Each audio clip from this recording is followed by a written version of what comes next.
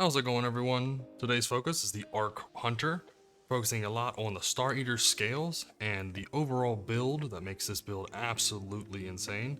This subclass is really strong and high mobility with being amplified at all times, intrinsic ability to take care of overload champions with your jolting effects, and high damage output with your super Gathering Storm, doing insane amount of damage, along with your kit itself doing easy ad clear without using any weapons. Let's go over this build as it will assist in making hard content very easy. So those Grandmaster Nightfalls and Master level raids, make them a joke to take care of champions intrinsically, along with that high damage output you'll see all over the place. So first, let's focus on the Star Eater scales. This exotic leg piece is actually not bad looking, which is a good bonus for it. Actually, it looks really good with Transmog. But its main effect is you get additional super energy from orbs of power you pick up. So we're going to make sure we focus on getting as many orbs of power as we can. While your super energy is full, when you pick up those orbs of power, you overcharge your super, causing you to get bonus damage, and when you cast it, you get a burst of healing. The burst of healing isn't really that notable, but the bonus damage to your super is insane. So it'll stack up to 4 times. Once you have it 4 times, you're at your maximum stacks. You'll have plenty of orbs to pick up all the time, so your 4 stacks will be very easy to come by. While overcharged with the Star Eater scales, you can get an overshield. Not really that notable either, but the main focus is going to be that big super damage and a little bit of burst of healing. Say you're throwing your super in a stressful situation, DPSing the boss, it'll be nice to keep yourself alive.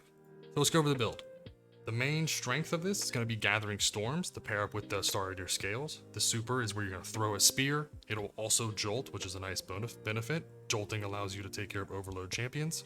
Gathering Storms does an insane amount of damage. Do want to note that it does not overlap with other Gathering Storms. In your fire team, if there's 2 hunters with the Gathering Storm, make sure you alternate who's going first and second with those Gathering Storms so you can make sure they don't overlap as much so you get the max amount of damage output. Another alternative would be one of you go solar and do Blade Barrage.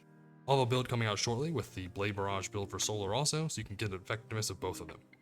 Arc Hunters have an insane amount of ad clear with 0 weapon use, pairing up with your Gambler's Dodge and your Combination Blow melee.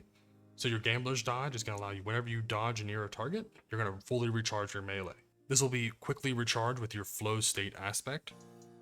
This aspect allows you, when you defeat a jolted target, it makes you amplified. This will be easily handled by your melees and your grenades, which we'll get into. Also with Flow State, while you're amplified, your dodge recharges by itself, so there'll be no need to go into high mobility stat, which is always a plus. You're more resilient while dodging, which is not really that notable. And then your reload speed is greatly increased while amplified, which is really nice. Your weapons will recharge really fast when you're doing that boss damage. Going over your melee, I'd recommend a Combination Blow, as being able to dodge and melee punch makes it really easy to do a high amount of damage for ad clear. It'll one-shot most red bars, and also when you do destroy a target, it'll restore a small amount of health. Also, while defeating targets, you'll also recharge your class ability, which will then cycle your dodge. So if your melee runs out for Combination Blow, you can always dodge, it'll recharge it. Killing targets with your Combination Blow will then recharge your class ability, so cycle in between the two. Your movement ability is wholly up to your preference. Most people run triple jump, so I'd recommend that one just to have your high mobility as you need. In a PvP situation, you can run blink, but for PvE, I'd recommend just sticking with triple jump. Before we go over the grenade, let's go over the second aspect, Lethal Current. After dodging, your next melee attack has an increased lunge, so it makes your Combination Blow easier to hit. It'll also jolt the target. Damaging again with the second hit will then blind the target. So yes, Arc Hunters can take care of overload champions and unstoppable champions just by melee.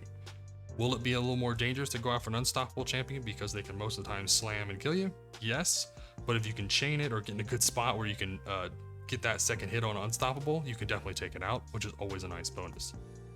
Aside from taking out an Unstoppable, the blind makes it so targets will stop attacking you. So if you can blind a target that may be doing a lot of damage, that's always a nice benefit also. So your Lethal Current will give you those jolts as you need to, which will go with your Flow State. More jolts will also come from your grenade. I would recommend the Pulse Grenade as it does the most amount of damage and lasts the longest to pulse out this amount of damage to give you those ionic traces, which will give you that ability cooldown. So your Pulse Grenade or any grenade will pair up very well with your fragments. So you start with your fragment Spark of Shock will allow you to jolt targets. Jolting targets will give you the amplified effect thanks to your Flow State. It'll also give you Ionic Traces thanks to your Spark of Ions Arc Fragment. While you're amplified, you'll get more Orbs of Power with your Spark of Amplitude. For the last fragment, I'd say go with the Spark of Resistance, as this gives you a damage reduction whenever you're surrounded by combatants. If you feel like you're doing very well with survivability, you can always switch this out for Spark of Magnitude, which will increase the duration of your lingering pulse grenade, which will allow more damage, more ionic traces generations, more jolts. To go over your stat priorities, you're going to want to run a high resilience. Priority number 1, which will be 100 resilience if you can get it. After getting 100 resilience, I would then say second, go into high discipline, as you want your grenade uptime as much as possible, which will help cycle your abilities with those ionic traces. Lastly, whatever other stat you can spare, throw it into intellect, get that high intellect also. High intellect is not as much as a priority as high resilience and high discipline. Every other stat is not needed, as your melee is taken care of by your dodging and your punching, which cycles your own abilities, so your mobility stat is not needed. Your strength stat is no longer needed. The only thing, if you wanted to switch intellect into recovery, you can, but I feel that the build will take care of most of your survivability with your punch kills, and then later with your mods. Now let's move on to mods. To start with, for your helm slot, I would say if you're looking for a huge amount of super cooldown reduction, I'd run double dynamo. If you're having issues with ammo economy, then you can throw in a heavy ammo finder or a special ammo finder. My recommendation would be double dynamo to get that easy super generation active, and then 1 siphon. Make sure your siphon matches the weapon you're using a lot of your ad clear with that you will not be able to get in melee range. So this season, you're able to get a combination of Solar Strand, Void Strand, or Arc Strand. So whatever your ad clear weapon is, depending on what you're using for ad clear, make sure that siphon matches. It does not need to match your subclass, it just needs to match your weapons that is doing the ad clear. For your gauntlets, I'd recommend 1 firepower, as we want those orbs of power as much as we can for the Star Eater scales, and then 2 impact inductions, as damaging with your melee will reduce your grenade cooldown, so you can use your cycle of your grenade as much as possible. This can also be swapped for a loader mod or dexterity mod for your weapons if you're looking for doing high damage with your weapons during a boss encounter. If there's 2 slots that are going to be flexible, the impact inductions can be moved out as needed. They're just good for ability uptime. So make a decision on if you're focusing on weapons or ability uptime for the encounter you're facing. For your chest piece, I'd recommend focusing on resist mods. Make sure that the encounter is having a high damage output of void to have 2 void resist mods on. If it's solar, then change those to solar. Make sure you adjust this to the encounters you're facing. For your Star Eater scales legs, I would say 1 recuperation and then 2 surge mods. The surge mods can change depending on what your weapons are. Try to match your surge mods to what's actually going to be doing the most amount of damage.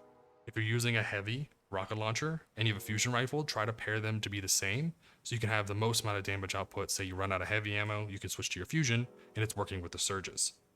Recuperation is going to help you stay alive, picking up those orbs which will be absolutely everywhere. I would recommend recuperation over another surge mod, as you'll still keep your 3 stat if you're using discipline or using discipline in that slot, so you can run 1 recuperation and 2 surge mods without losing that much stat. For your cloak, I'd start with Reaper.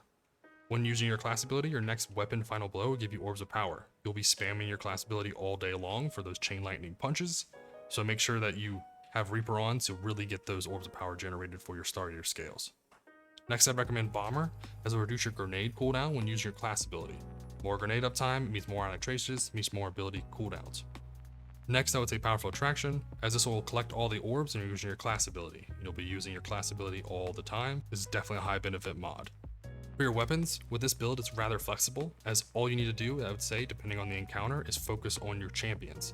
If your build can already take care of overloads, no problem, and it can assist with taking care of unstoppables, you just need to focus on anti-barrier. For high level Nightfalls, you can use possibly a Witchender or any auto rifle. You don't need anything special, such as a Monte Carlo to get that melee regen, as it'll come back no problem. So do something for high damage output. For this build, you'll be focusing a lot on boss damage. So if you can use a rocket with a fusion rifle that matches, for example, Apex Predator with a Aeromite for this season, both are solar, both will do a massive amount of damage on boss. Leaves your kinetic slot free to do whatever you like. If you like to use a conditional finality, or switch it into some other ad clear tool, such as a Osteostriga, that may assist a lot for ad clear as you need to at a longer range if you can't get in the melee range. This build is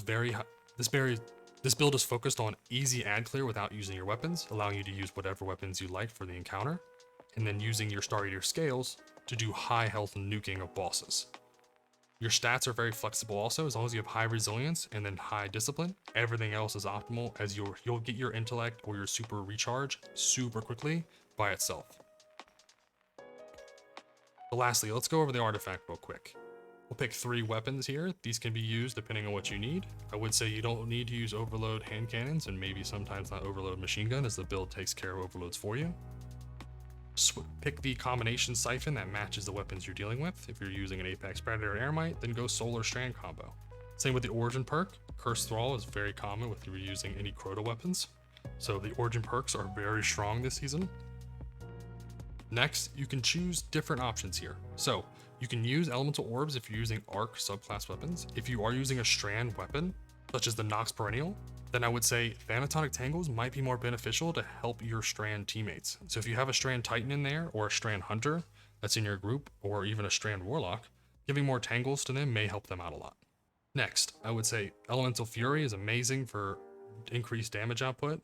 Communal Pickups will reduce the cooldown. Refreshing Pickups here will also give you that ability cooldown as needed. Lastly, I do like Monochromatic Maestro, but Elemental Embrace is super strong. You don't have high recovery and you don't have a high damage resistance with Arc Hunter, so Elemental Embrace may be my go-to. If you wanted to switch out Elemental Munitions for Monochromatic, you can, but again, Elemental Munitions will also give you that increased chance of a special ammo and heavy ammo drops. So depending on what weapons you're using, if you're using Arc, then you can use Elemental Orb. If you're using Strand, you can use Thanatonic Tangles and get those Tangles. They'll still work for Elemental Munitions. It does either one. So you can throw other people's orbs and stuff and this will still count. So definitely recommend Elemental Embrace and Elemental Munitions. So that sums up the Arc Hunter build. Very strong at taking up high health targets. Very versatile, that allows you to dodge around, easily add clear as you need. Let me know in the comments below what you think, what weapons are working out really well for you. And as always, I hope you have a fantastic day.